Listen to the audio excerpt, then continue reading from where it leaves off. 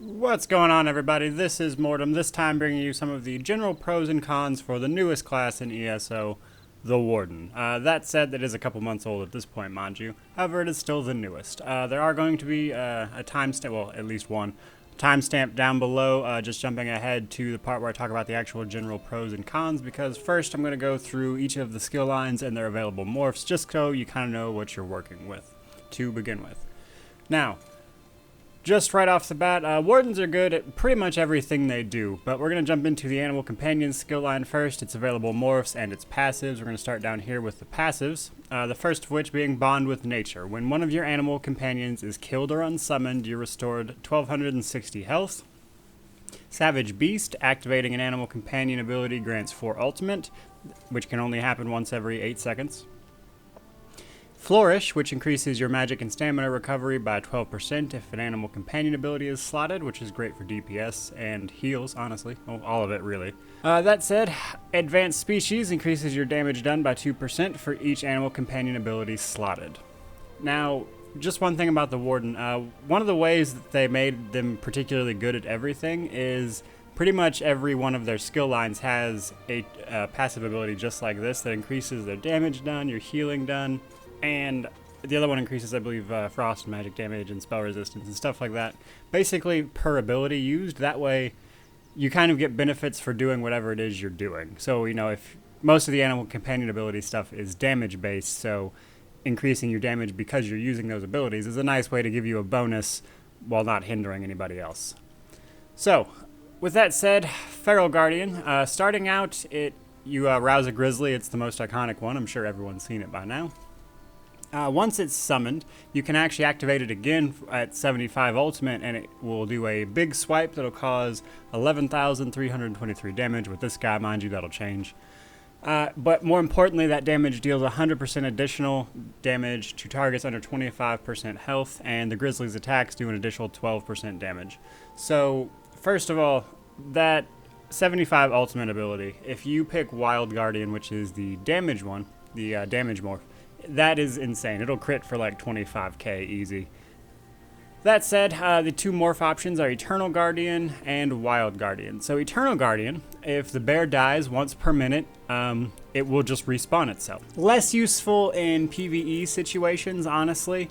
You will see it used some in PvP. That said, the bear, there's almost always better ultimate versions. The main reason you use the bear is A, it provides another target for enemies to hit, but also it's just iconic. It's really fun to play with. It feels like you have a companion actually helping you out. It's actually coded to attack the targets you're heavy attacking, and you can use it to change who its focus is by just heavy attacking things, stuff like that.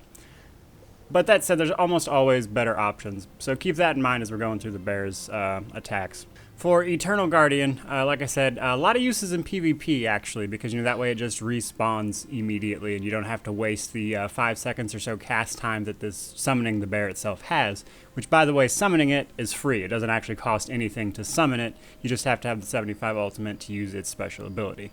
Now Wild Guardian, on the other hand, increases the damage done. So it increases the base damage slightly, not much, 200-300 attack magic damage or physical if you use Wild Guardian. It'll do a bit more physical damage, but more importantly, it changes the 75 ultimate. That actually increases it by a lot, and when you combine that with crit chance damage, it goes up an insane amount. That's where you're going to get like the 24-25k crits just off of that one little 75 ultimate attack. And truthfully, if they're under 25%, it will probably do more than that. However, in most PvP scenarios, or not PvP, but PvE scenarios where the enemy is above that anyway, it's usually just going to kill them outright before they get to under 25% health. So even though you get that additional 100% damage, you don't always get to actually see it in action. So moving on to the skills themselves, we have Dive, which by itself, you command a Cliff Racer to dive bomb the enemy, dealing some magic damage. It is important to note that that will proc the heal from it being unsummoned, so when this disappears, you will be healed. And then it morphs into either Cutting Dive or Screaming Cliff Racer. Now, Cutting Dive changes it to physical damage and stamina. So more importantly, because it changes to stamina, it then scales off your weapon damage and max stamina. So for my Stamina Warden guy, which I'm playing right now, it will deal a crap ton more damage. as opposed to Screaming Cliff Racer, which keeps it a Magicka ability, but basically makes it deal more damage against distant targets. Obviously, you're going to use that for a Magicka build. So moving on to Scorch. So by itself, you stir up a group of Shulk, however you pronounce it, that attack after 3 seconds, dealing so much magic damage. And then it changes to Subterranean Assault or Deep Fissure. Now, Deep Fissure is essentially the same Magicka ability, it just adds a stun at the end of it. Again, great for Magicka builds. So when you change to Subterranean Assault, it changes to poison damage and it starts to scale off of your stamina. And it also gives Major Breach and Major Fracture, which will reduce spell and physical resistance, which is going to give your other abilities more damage. So, I'm actually a pretty big fan of Subterranean Assault. I'm going to do a build video later that'll actually explain some of the mechanics. It can be a little difficult to master, but once you do, I assume it's roughly the same damage for the Magicka version, but the Stamina version, it will crit on average for me 19 to 20,000 in that 20x7 area cone. The 3 seconds is a little difficult to deal with, but again, I'll go over that more in the build video. But if you can master it, it's really good, honestly. Moving on to Swarm. Now, Swarm, you'll unleash a swarm of Fetcher Flies that relentlessly attack the enemy, dealing so much Magicka damage over 10 seconds. Now, the two options from there are Fetcher Infection and Growing Swarm. Now, Fetcher Infection, casting it a second time, deals 50% increased damage, whereas Growing Swarm, if the ability ends, whether the target dies or it simply expires, the Fetcher Flies will infect up to 6 new targets. Now, you'll notice that both of these scale off of Magicka, which means it is definitely more of a Magicka thing because it uses magic damage and scales off of your magic damage, or your spell power, your spell weapon damage, all that stuff. So, from there, it's still a really good ability if you're using a Magicka build. I'm actually kind of disappointed they didn't give a stamina option because both of these are pretty cool, but again, they all scale off of magic, and because of that, there's just better options for stamina-focused builds. But still a really cool ability. I actually like it a lot. So, Betty Netch. By itself, you call a Netch that gives you major sorcery and restores 3.5k magic, give or take, over 22 seconds. Now, the options from there are Blue Betty and Bull Netch. Now, I actually don't like either of these, to be honest with you, and I'll tell you why. Outside of giving the major sorcery, or in Bull Netch's case, major brutality, that's really all it does. So you might say, oh, but it restores that stamina over 22 seconds, or Magicka in this case. Yeah, except that's kind of garbage, actually. So, and just to prove it, moving over here to Scorch, for instance, the Subterranean Assault version, which is stamina for me, is still going to cost me 2,300 stamina, and that's only going to take me 1 second to cast. So that's almost immediate. So over the course of 20 seconds, it's essentially giving me 1.5 abilities to use extra. Now, as far as stamina recovery or Magicka recovery for Blue Betty, that's garbage. That's nothing. So if you're just using it for the weapon damage buff, that's fine. But at the same time, every single weapon almost has an option for that that's better than this. So, I mean, it has its place, but honestly, it's one of my least favorite Warden skills. Moving on to Falcon Swiftness. I actually like Falcon Swiftness a lot. So, at its base, invoke the Spirit of Agility or gain Major Expedition, increasing movement speed by 30% for 10 seconds, and giving Major Endurance, increasing stamina recovery by 20% for 10 seconds. Now, it morphs into either Deceptive Predator or Bird of Prey. Deceptive Predator gives you a 5% extra dodge chance, and Bird of Prey gives you Minor Berserk, increasing damage done by 8% for 10 seconds. So what I find really useful for this is A, use it for its nice movement speed buff. Personally, I like to use Bird of Prey because then if you keep that up as much as possible, you're essentially just giving yourself an 8% damage buff all the time. Deceptive Predator is not bad. It's definitely more of a tank ability, though. Obviously, it's not something you're going to use just every day. It might have some PvP applications if you're in for that. Because it is minor evasion, which separates it from like shuffle or the... again, it's just a really good one. It has a lot of niche. It's definitely more utility than anything else, but I definitely like Bird of Prey. Moving on to Green Balance. Again, starting with the passives, we have Accelerated Growth when healing ourselves or an ally under 40% health with a Green Balance ability. You gain Major Mending, increasing your healing done by 25% for 3 seconds. Nature's Gift, when you heal an ally with a Green Balance ability, you gain 250 Magicka or Stamina, whichever is lowest. Emerald Moss increases healing done for green balance abilities by 2% for each green balance ability slotted. And Maturation. When healing you or an ally, it grants them minor toughness, increasing their max health by 10% for 10 seconds. And the important thing to note with Maturation is that it's you or an ally. So even your own heals, even the ones that heal you indirectly, will still proc that. So jumping up here to the ultimate, we have Secluded Growth. One of the best healing abilities in the game. I would argue it's probably the best, really. So that said, for only 75 ultimate, you can instantly swell a healing forest around you, restoring 6,669 health. And then after that, it continues to heal you and the ally, or you and your allies in the area for half that every 1 second for 6 seconds. The two morphs are Enchanted Forest and Healing Thicket. Enchanted Forest will gain you ultimate if you are healing under-healed allies. So if they're under 50%, you gain 20 ultimate. And considering that ability only costs 75 ultimate to start with, that's insane healing. And then you have Healing Thicket, which healing continues after the ability ends, essentially about 4,500 every 1 second for an extra 4 seconds, bringing the total time up to 10 seconds. Jumping into the actual abilities themselves, we have Fungal Growth, which essentially just heals you and allies in front of you for a cone for magic. Enchanted Growth, which will affected targets gain stamina and magic regeneration, which is always nice.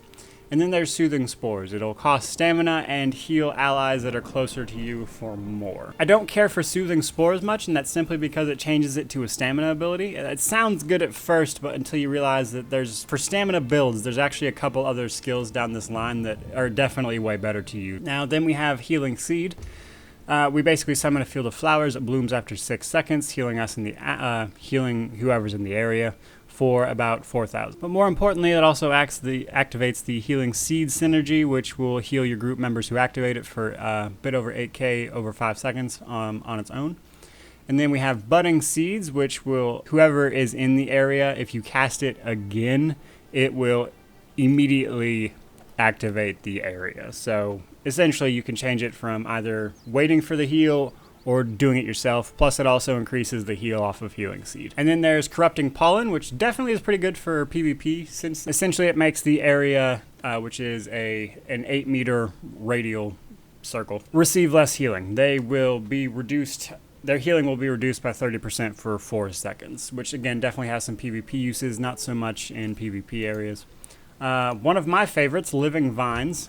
So you grow vines to embrace you and the lowest health ally in front of you for 10 seconds, and then it heals you every time you take damage once every second. Now, the two options from there are Leaching Vines and Living Trellis. I don't care for Living Trellis much, mind you, but when the vines expire, they heal you for an additional however much that scales for you at the moment. And then we have Leaching Vines, which is one of my favorites again.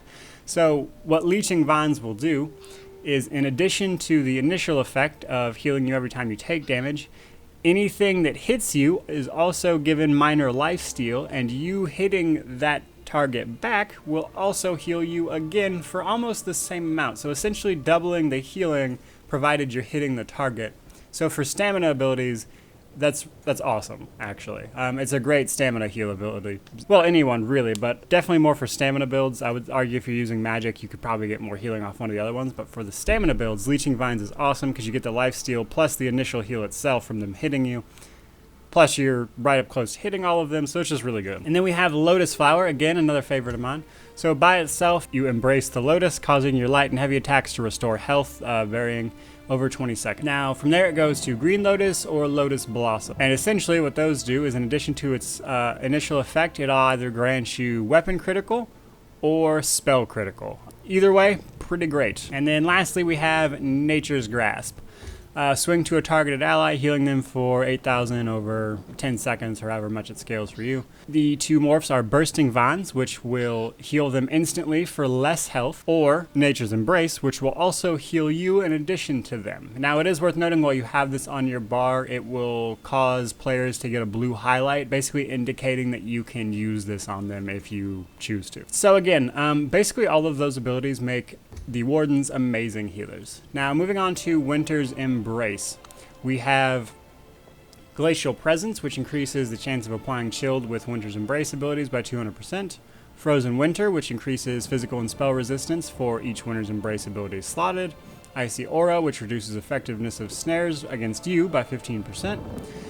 And Piercing Cold, which will increase your magic and frost damage by 6%. And then from there, our ultimate is Sleet Storm, which is essentially a toned-down version of Elemental Storm on the Destruction skill line. But that said, twisting a storm around you, enemies in the area take so much frost damage over 8 seconds, have their movement speed reduced, and it also grants your allies major protection, reducing their damage taken by 30%. That morphs into either Northern Storm or Permafrost. Northern Storm, it will also increase your max magicka by 8% while slotted, which is awesome for magicka builders, which would be the only real reason to use it over Elemental Storm, because again, it does more damage.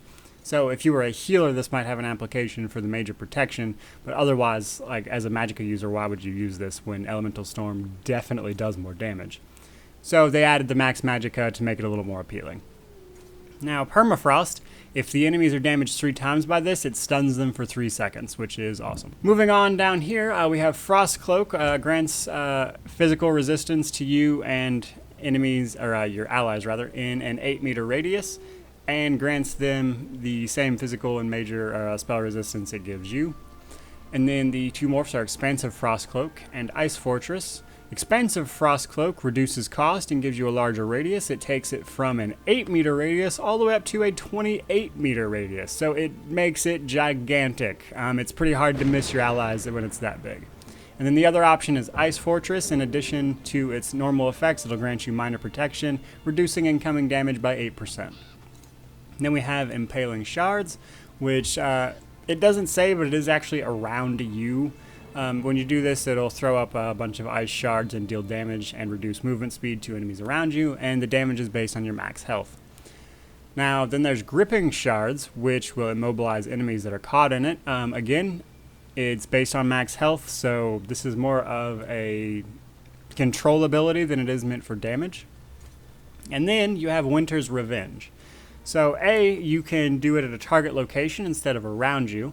It changes it to scale off of your max magicka and spell damage, essentially making it a magicka build focus. Which is good because by itself it's definitely only control, but Winter's Revenge gives it a little more utility in the fact that you can use it in other builds outside of, say, tanking. We have Arctic Wind. Truthfully, not a huge fan of Arctic Wind, but going over it, you envelop yourself, healing 10% of your max health instantly and 2% health every 2 seconds over 10 seconds.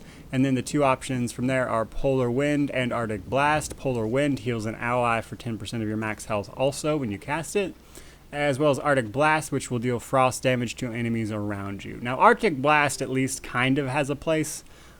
Basically, it is the lightning form version that sorcerers get, except for the Warden. But even then, the frost damage is okay. There's better AoEs than this, frankly. You could just do a lot better. So because of that, I mean, you could argue for the healing, but the healing's pretty inconsequential, especially when you have an entire skill line dedicated to ridiculous heals. So this skill just doesn't make any sense to me. That said, Crystallized Shield, essentially a toned-down version of the Dragon Scales on the Dragon Knight's abilities. That said, it will spin a shield of ice around you, absorbing projectiles and giving you magicka back. It will only absorb 3. Then there is Crystallized Slab or Shimmering Shield. Crystallized Slab shoots the projectiles back at attackers for 1240 damage. Again, very reminiscent of the skill for the Dragon Knights. And then there's Shimmering Shield, where instead of returning fire, it will grant you ultimate instead. And then lastly, we have Frozen Gate. Frozen Gate you will put down a rune essentially away from you up to 28 meters, and anything that steps on it is ported to you and then rooted for 3 seconds. Now, by itself, this is an attempt at a pull that it winds up being clunky more than anything else. So the Frozen Device morph will reduce their damage by 30%, anything that's ported to you as far as enemies. I mean, that makes it usable. It has its applications, but like I said, if you actually see this in motion, there's a tiny wind-up despite the fact that it's an instant cast, so you either have to cancel that and keep moving. It's very awkward to use in my opinion. And then there's Frozen Retreat. Now, Frozen Retreat, I'm actually more of a fan. This allows allies to also use it via a synergy to teleport again to you. And the reason I like that is because mostly the Capture the Flag battlegrounds. This has a crap ton of application in those because you're basically adding, as long as you're coordinated with your team members, you're adding a lot of control to a battlefield because you can just have them teleport. So as long as you're using a coordinated team, that's a really good way to go. Mind you, pickup games probably aren't going to really be able to use that very effectively. That's it for all of the skills, and now that you know what some of them are, we're going to go over basically some of my opinions about the Warden, things they do well, things I don't think they do particularly well. Things like that. We're going to do that over some B-roll footage of me running around doing stuff with a Warden. So, that said, what the Warden does particularly well. So, first of all, the Warden does everything decent. There is nothing they don't do particularly well. That said, what they stand out as is definitely healers. They have amazing heals, especially with the Secluded Grove ultimate ability. The heal off of that is insane. The ultimate cost is practically nothing with 75 ultimate, and then with the option that actually returns ultimate if you're healing low health allies, like the opportunity there for healing is just insane. And then a lot of their skills for healing add healing to things you're passively doing anyway. And because of that, it's just insane. So on top of that, plus, you're giving yourself and your allies, when you're healing them, extra max health through the maturation passive. And then there's accelerated growth, the first passive, which when you're healing allies under 40% health, you're increasing your own healing done by 25%. For 3 seconds, mind you, but if you're a dedicated healer, you're healing them all the time, so that's essentially always up. So things like that just make them the best healers. Like, there's just no question about it. They just are. It's mostly through those passive abilities. And because a lot of it is self-targeting, you don't actually have to target much of it because you just target giant AoEs onto the ground and they just have to stand in them, or it's huge frontal cones, or you're adding Living Vines, which will do the passive, and then you can give Lotus Flower to yourself, which you cast Lotus Flower on yourself, but the healing can be given to you or an ally. So because of all those things, because you don't really have to target anyone, you combine that with some of the resto stuff from the restoration staff, which again was essentially the same thing. You can throw down wards on people, Blessing of Protection, that kind of stuff, which will increase their physical resistances. Like, just the sheer amount of healing you're doing is insane if you're a dedicated healer. Less so if you're doing tanking or DPS. But that brings me to my next point. Again, with the passives that increase your damage done while you're using those abilities, or the other one for tanks, which will increase your physical and spell resistance while you're using those abilities. Because of those things, you become passively so much better at them that it's almost idiot-proof. As long as, like, if you just look up a good build, you're going to do okay just because of those passive effects.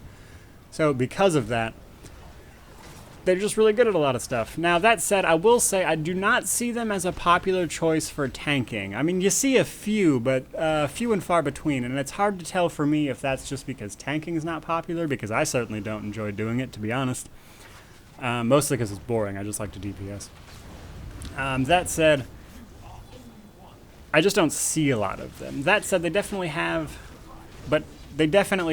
the ability to do it with all of the skills. They have the increasing their physical resistance. They have the crowd control with Impaling Shards. They have a pull, albeit a clunky one nonetheless.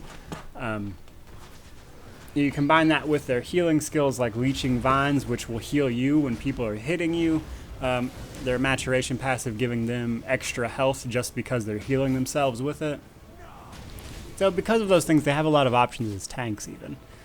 Now, when it comes to DPS, I do really enjoy them as DPS. They're fun. That's probably the main difference. I would argue the only one I really enjoy more fun-wise is either Magic Dragon Knight or Stamina Sorcerer. Both of those are also pretty fun, and I would argue they're comparable. But I have a crap ton of fun playing as a Stamina DPS Warden. Mostly because of things like the bear. So even though the bear isn't the best option for ultimate, because it's just not, you can easily see that through damage parses and all that stuff. However, it's just really fun. You know, you have a grizzly bear running along with you. It still does decent damage. It's not like you're using it as hindering you in any way.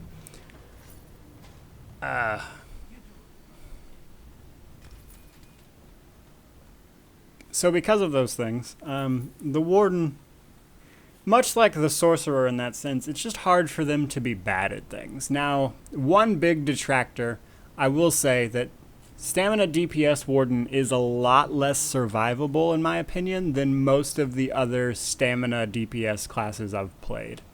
And I say that largely because, well, don't get me wrong, they have amazing heals. Those options are a little more limited for the Stamina DPS Warden. With the Magicka Warden, you know, it's easy enough to either pop on a Resto Staff or just use some of the AoE heals that scale off your Magicka anyway. Whereas for the Stamina Warden, those things, A, don't scale off of your stamina, obviously, but more importantly, it basically limits you to two heals, and that is Lotus Flower or Living Vines. Now, Lotus Flower is nice, don't get me wrong, because especially if you give it the green Lotus morph, which will also grant you weapon critical, which can do things like replace the Expert Hunter off of the Fighters Guild skill line, because that's what most people use it for anyway, is the weapon critical.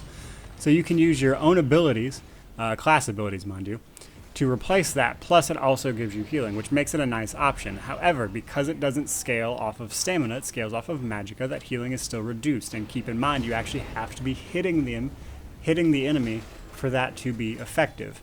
And in certain situations where you get locked down, you know, either be it a stun or you just straight up, you know, you're out of stamina, or you get locked down through other ways, just, you know, too far away to hit something, that kind of thing. If they basically kite you, that stuff, you're gonna die.